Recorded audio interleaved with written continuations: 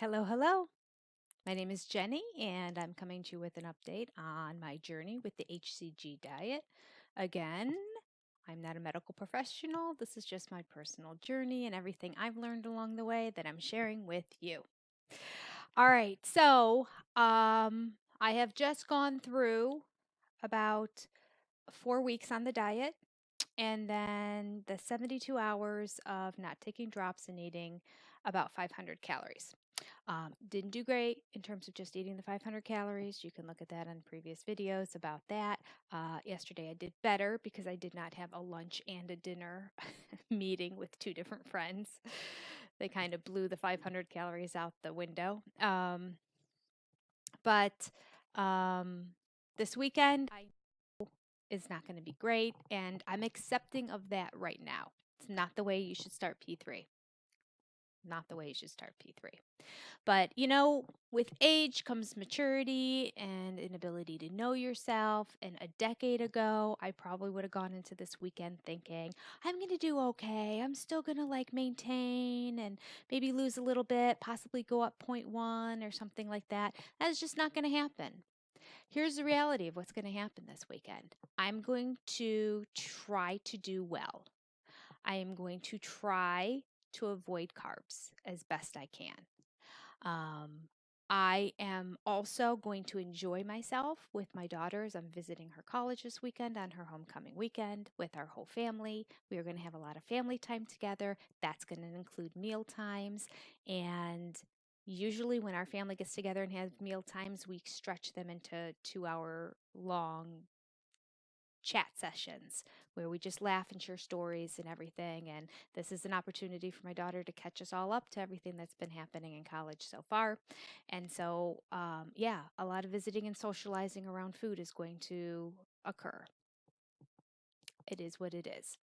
I could be one of those vlogs that talks about how to be successful in this situation and how you should bring your own little baggie of, you know, macadamia nuts or whatever that you're supposed to go like. It's just not reality. I said all the way through this time on hCG, I'm doing it in a real way so that I'm not hungry. I don't feel like I'm dieting, but I'm still losing weight. And I'm retraining my brain to learn how to live a healthier, more successful life, how to do the diet in a way that actually transitions into real life.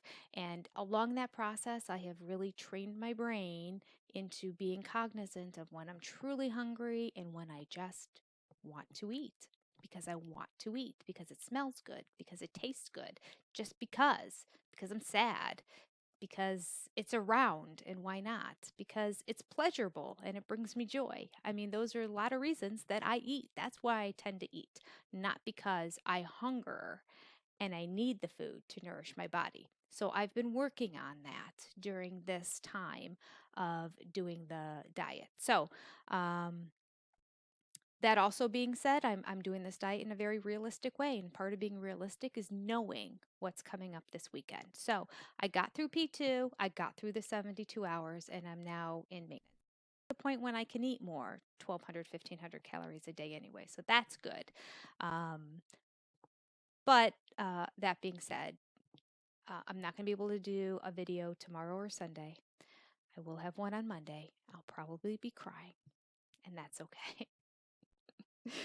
Because it probably still will be more than I want it to be. But you know what? Like I said, I just know myself. And, a lot of diets, they say, oh, well, after this, I'm going to get started. Well, after that or after this. Well, I didn't do that. I did the diet. And now here's a circumstance, and I'm going to embrace that circumstance. And then I know that I know that I know that afterwards I will um, be more diligent about actually not be more diligent. I've been pretty good about exercising, but I will be going back on intermittent fasting, which I'll try to implement. That's going to be hard to do because we have the breakfast buffet at our hotel. And I know we're all going to sit around for like 2 hours at the breakfast buffet. So intermittent fasting, that's going out the window as well. But after dinner, I won't eat anything until breakfast. We'll try to eat a late breakfast. But that being said, I can intermittent fast on Saturday, tomorrow, when I'm going. So I get up at 5 a.m. I have classes from 5:30 until like 9, and then we're leaving at 9 a.m. to go then we're going to meet my daughter and we're going to take her out to lunch. So we're not going to get there until around noon or afternoon. So I'm not going to eat anything until that. So that's sort of intermittent fasting. Let's say we're probably not going to eat until like 2, 2 or 3 to be realistic. So yeah, so that's sort of intermittent fasting. And then we'll probably have a small thing to eat again later on back at the hotel room together as a family as we visit and socialize. And then I'll just end that early and not just keep snacking throughout the whole evening, have something if I'm hungry, stop, and then not eat again until breakfast that next morning. So it's really only one morning that I'm going to have breakfast. I'm not going to have all the snacks. Normally, when I drive there, it's a 2.5 hour drive there and back. Usually, I have a car full of snacks, my favorite things. I just enjoy road trips, and one of the main reasons I enjoy road trips is the snacks that I allow myself when I road trip. I'm not going to do it. I am going to ask if I can drive, and that's going to keep me occupied. I mean, not that that stopped me before. I snack all the time on road trips. But not going to do it this time around. I'm going to drive and focus on driving and ask for people who are snacking in the car to please eat things that don't have an aroma of deliciousness. And they will abide. My husband will abide by that because they're good guys. All right. Okay, I was going to talk about P3 today, but look how much time I've already spent. And I don't want everybody else who hasn't watched any of my videos to have to listen to all this jibber jabber. So when I come back, I'll talk about P3. I'll talk about P3 on Monday. And I'll briefly recap how my weekend went. I'm not going to go through this whole thing, but I thought this, I'm just going to go ahead and post this because I just want to be real and let you know that you need to do you in the end. The diet is very strict. It is. And if you do it right, you will be strict too, along with it. And let me tell you, you will be successful, extremely successful. Let me prepare you that in the process of doing that, in my personal experience, because I did it the right way and it was very strict the first time I did it, I lost a bunch of weight. I also lost a bunch of hair, and which didn't show up until a couple months afterwards, so you don't know right away. But being that strict and that much calorie restriction affected my hair, and I also felt like I was on a diet the whole time. Not that I was hungry, but I never broke the I want to eat because what I was eating I wasn't thrilled with. So that's why if you go back and watch the videos of my journey this time around, I'm eating things that you're like, that's not P2 approved. But it worked and I lost 11 pounds. So I'm happy with that. I'm happy with that result. And my goal is going to be to not gain more than 3 pounds. You're not supposed to go over. Again, I think that's a little rigid. So I'm going to try not to go over 3 pounds from my last weight. And within the next 2 months of time, I'm going to rev up my exercise. I'm going to start working on some toning and conditioning now. I mean, my exercise, when I say I exercise, I walk on the treadmill for an hour. It's not that strenuous. I do put it on an incline of 9, but it's still a fast walk. I don't jog. I don't run. I don't jog. I just walk fast. And after I've burned what the treadmill says is 300 calories, I lower it down to a level of 6. And after I've burned 400 calories, I drop it down to a level of 3. And then at the end, I'm just flat so I burn a little over 400 calories in the hour's time, according to the treadmill. I don't believe that for a second. I'm probably burning between 1 and 200 calories in all reality, because when I put it into the meters on the computer,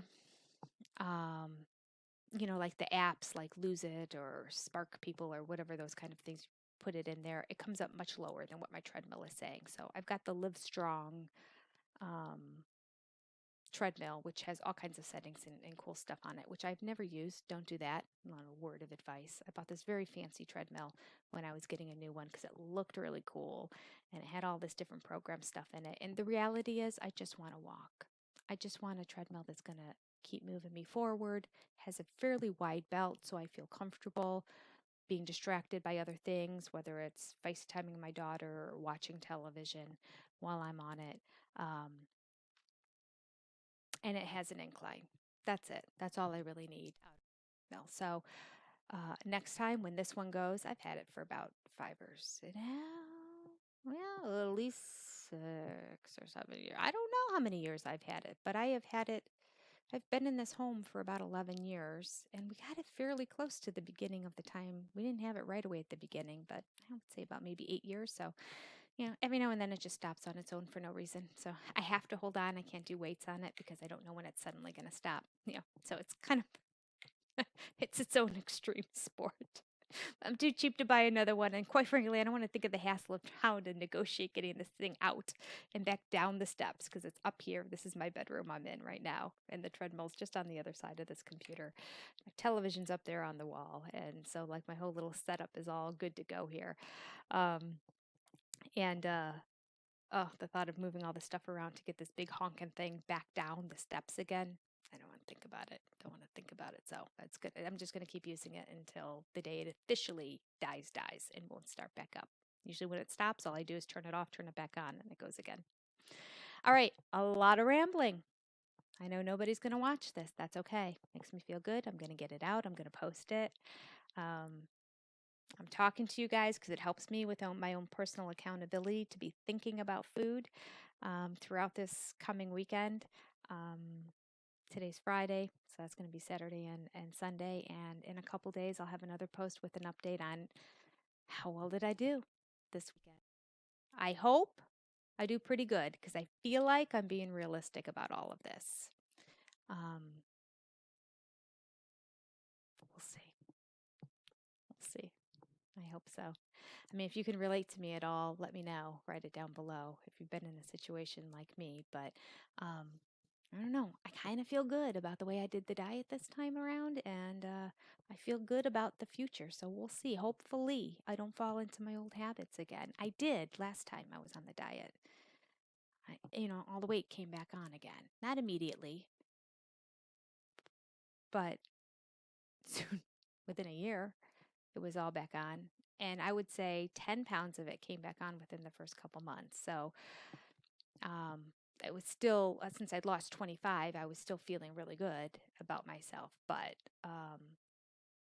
hoping that this is just a more realistic, slower weight loss, more aware of things, doing it the right way, being good. Hopefully that will keep the pounds off this time. We'll see. It's harder now. I'm older. It's part of it.